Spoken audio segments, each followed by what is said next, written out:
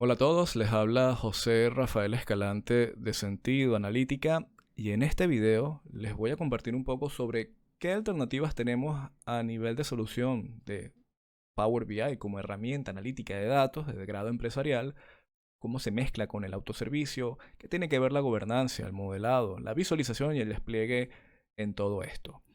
Pero antes de comenzar, lo que están viendo está influenciado sobre lo que recientemente Mara Pereira del blog DataPeers presentó recientemente sobre una triada, un triángulo, un skill set o habilidades que se requieren cuando se habla precisamente sobre gobernanza, modelado y visualización.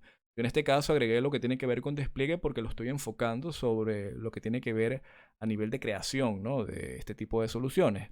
Pero les voy a dejar el enlace sobre lo que Mara Pereira presentó porque hablaba sobre aquellos skills o habilidades que se van necesitando al momento de empezar a desplegar esto de forma masiva en organizaciones, como hay personas más enfocadas en las áreas de visualización, otras en las de modelado, otros a nivel de gobernanza, y cómo también, dependiendo de las actividades que se lleven a cabo, se necesita conocer de todo esto un poco, en algunos casos bastante, o enfocarse específicamente en uno.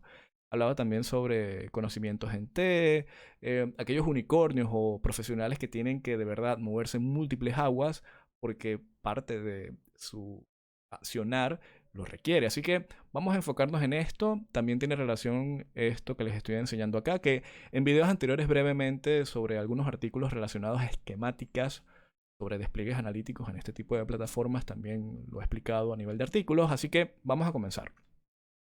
Lo primero tenemos que a nivel de gobernanza, desde un punto de vista de gobernanza, en un modelo empresarial o mixto o de autoservicio y que mezcle lo mejor de ambos mundos, gobernanza es orden. Gobernanza es ley, estructura, reglas, límites, seguridad.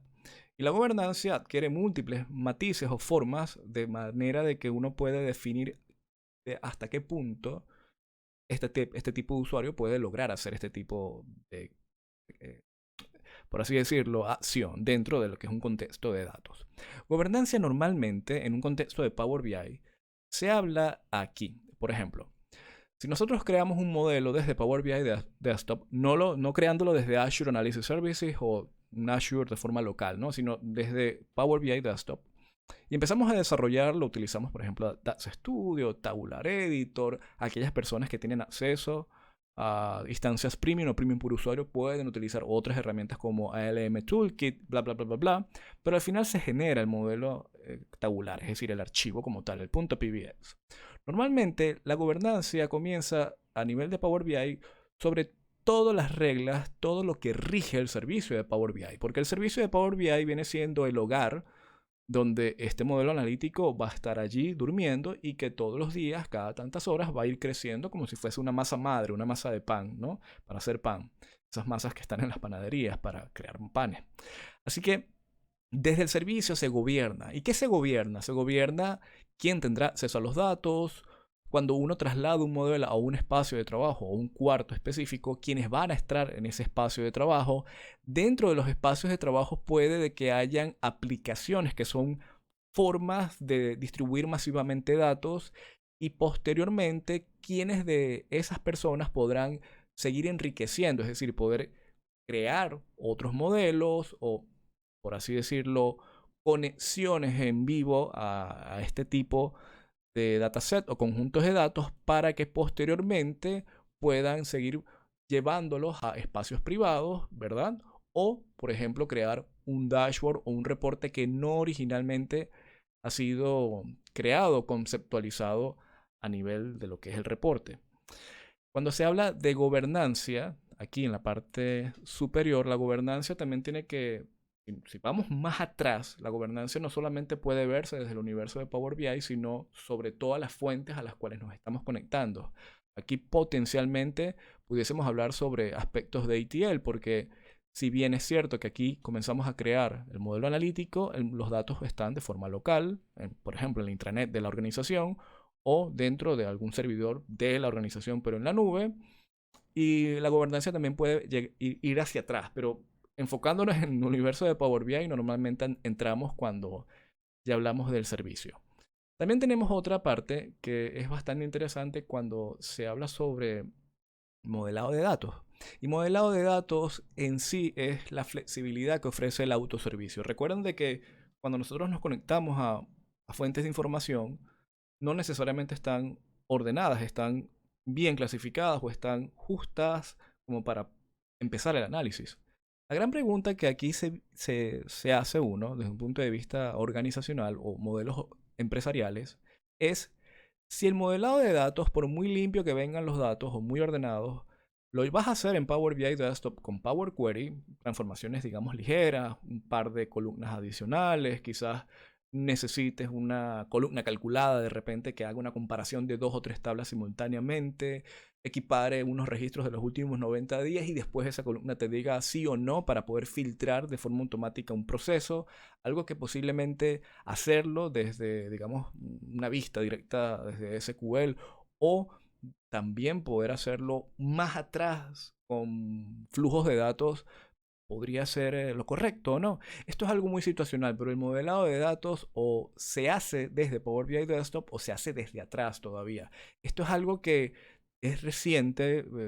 Los flujos de datos parecen que todavía, como están en ese proceso de maduración, todavía no se termina de entender porque hay un proceso mucho de educación, vamos a decirlo.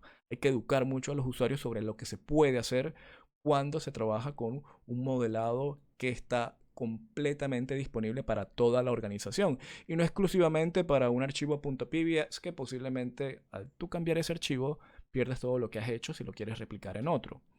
Cuando se habla de visualización en la parte inferior, es una parte muy bonita y es una parte que a veces se menosprecia porque se piensa que como es muy fácil de arrastrar y soltar elementos al canvas, ya hasta allí llegó el asunto. Y resulta que la visualización es libertad. ¿Y sobre qué le estamos dando libertad a los usuarios? Sobre su propia toma de decisiones. Y allí es en donde hay que diferenciar muy bien lo que es una herramienta, el dominio de una herramienta, de un lenguaje, sobre aquellas personas que no son analistas y que lo que van a hacer es consumir esos datos. Personas de que no es su día a día analizar datos, sino lo van a consumir es cuando toman decisiones importantes. Esas personas requieren algo fácil, rápido y que les dé con el menor desgaste posible, pero con la certificación y la automatización que ofrecen estas plataformas, darle sentido, darle respaldo, darle tranquilidad. Y libertad es velocidad. La visualización en la creación de modelos analíticos desde este tipo de plataformas en el pasado se hacían dentro del mismo archivo .pbs, es decir, el archivo tenía toda la estructura analítica, todas las tablas, relaciones, medidas, columnas, tablas, bla, bla, bla, bla, bla, y allí mismo se hacían las visualizaciones. Pero ya en los esquemas modernos, ya con las conexiones en vivo, ya eso se fue quitando, por así decirlo, de las buenas prácticas. Se sube el archivo .pbs crudo, sin visualizaciones o una hoja en blanco, se le asigna el espacio de trabajo o aplicación específica y posteriormente a ella se genera una conexión en vivo a otro documento, a otro archivo .pbs sobre el cual se generan las visualizaciones y se vuelve a llevar al espacio de trabajo. No necesariamente tiene que ser el mismo o puede ser otro. Y luego de eso, ya las personas tienen acceso a los reportes o a los dashboards. La diferencia es que se descentraliza también la administración de lo que es archivos de capa de visualización y archivos que son medulares para los efectos de métricas, columnas, tablas, relaciones, metadatos como tal. También cuando uno comienza, y aquí es lo interesante, fíjense que la visualización empieza a buscar múltiples maneras de ser consumido, y es que hay usuarios que no les interesa consumir esto en la nube, por ejemplo, desde Power BI ni tampoco les interesa conectarse en vivo a Power BI Desktop o desde un teléfono celular. Necesitan utilizar Excel, porque Excel es la herramienta que ellos conocen y no están interesados en aprender otro. Ahora, ¿cómo tú le vas a cercenar, le vas a quitar la posibilidad a un usuario de consumir datos certificados, datos automatizados de grado organizacional que ya fungen como la única versión de la verdad en la organización y le vas a decir que no lo puede consumir en Excel? Ya eso Microsoft lo ha ya esa conversión, esa combinación o ese posicionamiento lo está madurando muy bien con las conexiones también en vivo desde Excel. Por ejemplo, las versiones que se utilizan analizar en Excel o una conexión a partir de la pestaña de datos que desde Excel te puedes conectar un modelo, un dataset o un conjunto de datos desde Power BI y desde allí tú generas tus tablas dinámicas.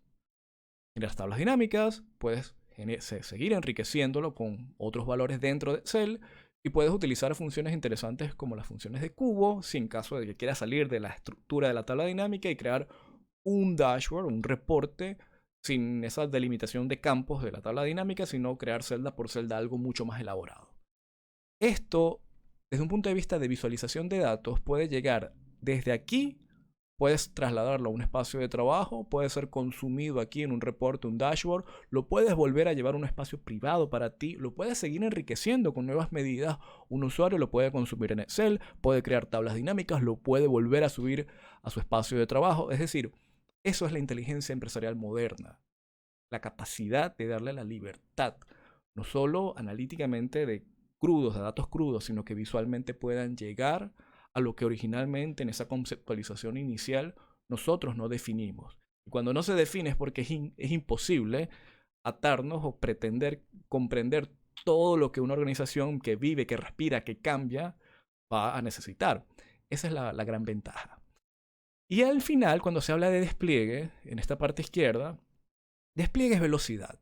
Cuando se habla de velocidad, no necesariamente los tiempos de respuesta que uno se acostumbra a los milisegundos para responder rápidamente a algo. Cuando hablamos de despliegue y velocidad es que cuando se crea una solución analítica, fíjense, y este es el start, este es el inicio, y yo creo un modelo y lo sigo enriqueciendo, digamos, semanalmente o no sé, mensualmente, dependiendo del grado de complejidad o diariamente, al yo subir el modelo al servicio de Power BI, y empezar a distribuirlo en distintos cuartos, espacios de trabajo, aplicaciones, uno o múltiples modelos analíticos, pero que todos al fin y al cabo estén conectados a ellos, cuando tú actualices esto, cuando digo tú es el gateway, si en caso tal de ser necesario, esa tasa de refrescamiento desde aquí puede llegar al final, puede llegar a la parte más lejana de un desarrollo analítico.